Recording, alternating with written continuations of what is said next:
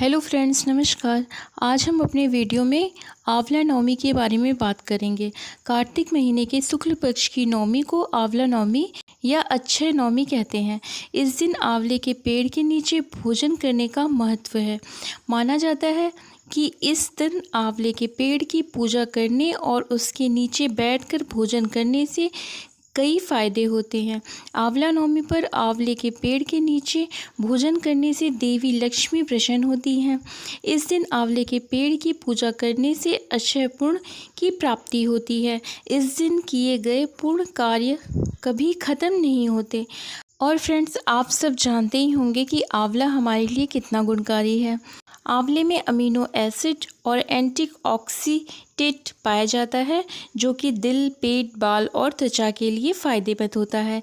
इस दिन आंवला खाने से शरीर में सकारात्मक ऊर्जा आती है और रोग दोष दूर हो जाते हैं। इस दिन पानी में आंवला का रस मिलाकर स्नान करने से नकारात्मक ऊर्जा खत्म होती है और सकारात्मक ऊर्जा बढ़ जाती है। आंवला नवमी के दिन भक्तों को रत्न, गर्भ, कुष्मांड, वस्त्र, आंवले से बना हुआ मिष्ठान और मुरब्बा आदि दान करना चाहिए। इस दिन पितरों के लिए अन्य वस्त्र और कंबल का भी दान जरूर करना चाहिए। कार्तिक मास के शुक्ल पक्ष की नवमी तिथि को आंवला नवमी का पर्व मनाया जाता है। इसे अक्षय नवमी भी कहा जाता है। कार्तिक मास के शुक्ल पक्ष की नवमी तिथि से लेकर पूर्णिमा तिथि तक भगवान विष्णु आंवला के वृक्ष में निवास करते हैं। इसलिए आंवला नवमी के दिन आंवला के वृक्ष की पूजा अर्चना की जाती है, जिससे आरोग्य, सुख, शांति और अखंड सौभाग्य की प्राप्ति होती है। अक्षय नवमी का शास्त्रों में वही महत्व बताया गया है जो वैशाख मास की तृतीया यानी अक्षय तृतीया का महत्व है। क्यों कहते हैं अक्षय नवमी और जगधात्री पूजा? जयपुर के ज्योतिषाचार्य आचार्य राजेंद्र शर्मा ने बताया कि आंवला नवमी के दिन ही आंवले का प्राकट्य हुआ था। इस दिन आंवले के वृक्ष के नीचे पूजा अर्चना करने से अक्षय पुण्य की प्राप्ति होती है। साथ ही अक्षय वृक्ष के नीचे भोजन करना इस दिन उत्तम माना जाता है।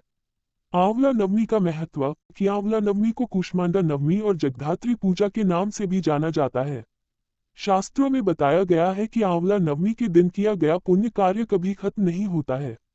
इस दिन जो भी शुभ कार्य जैसे दान, पूजा अर्चना, भक्ति, सेवा आदि की जाती है, उसका पुण्य कई जन्म तक मिलता है, अर्थात इस दिन किए गए शुभ कार्यों का फल अक्षय होता है।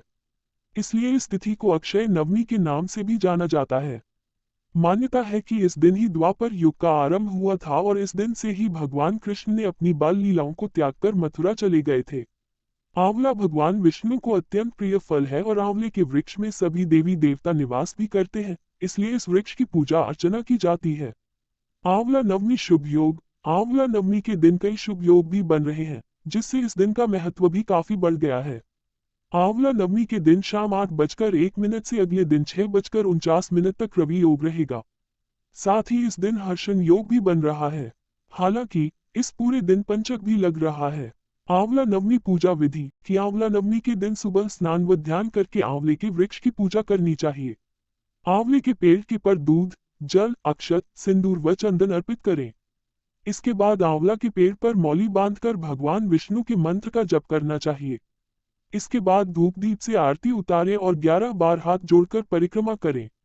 इस दिन कद्दू व सोने का दान देना बहुत शुभ माना जाता है। साथ ही गरीब व जरूरतमंद लोगों की मदद के लिए आगे आएं। कार्तिक माह के शुक्ल पक्ष की नवमी के दिन आंवला नवमी मनाई जाती है। इसे अक्षय नवमी भी कहा जाता है क्योंकि इस दिन किया गया कोई भी शुभ कार्य अक्षय फल देने वाला होता है, अर्थात उसके शुभ फल में कभी कमी नहीं आती। हमारे आयुर्वेद में आंवला को आयु और आरोग्यवर्धक कहा गया है। इस दिन आंवला के वृक्ष की पूजा करके उसके नीचे बैठकर भोजन करने का बड़ा महत्व है। माना गया है कि इससे वर्ष आयु आरोग्य बना रहता है। इस दिन आंवला के फल का सेवन किया जाता है। आइए जानते हैं आंवला नवमी से जुड़ी बातें, इसका महत्व और इस दिन किए जाने वाले उपायों के बारे में। आंवला नवमी का महत्व। आंवला नवमी का महत्व इसी बात से समझा जा सकता है क्योंकि इसी दिन द्वापर युग का प्रारंभ हुआ था, जिसमें स्वयं भगवान श्री कृष्ण ने जन्म लिया था। आंवला नवमी के दिन ही भगवान श्री कृष्ण ने वृंदावन गोकुल की गलियां छोड़कर मथुरा प्रस्थान किया था।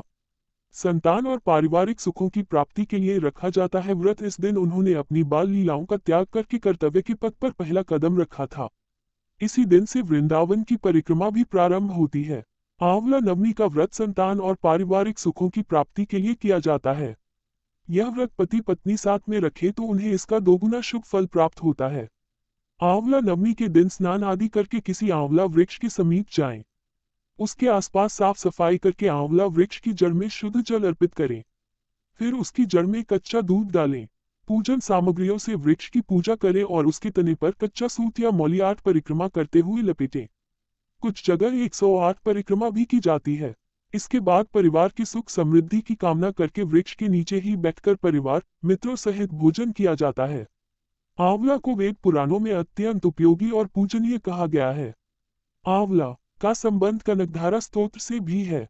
आंवला नवमी और शंकराचार्य की कथा। एक कथा के अनुसार एक बार जगतगुरु आदि शंकराचार्य भिक्षा मांगने एक कुटिया के सामने रुके। वहां एक बूढ़ी औरत रहती थी जो अत्यंत गरीबी और दयनीय स्थिति में थी। शंकराचार्य की आवाज सुनकर वह बूढ़ी औरत बाहर आई। उसके हाथ में एक सूखा आंवला था। वह बोली, महात्मन, मेरे पास इस सूखे आंवले के सिवाय कुछ नहीं है जो आपको भिक्षा में दे सकूं। शंकराचार्य को उसकी स्थिति पर दया आ गई और उन्होंने उसी समय उसकी मदद करने का प्रण लिया। उन्होंने अपनी आंखें बंद की और मंत्र रूपी 22 श्लोक बोले। ये 22 श्लोक कनकधारा स्तोत्र के श्लोक थे।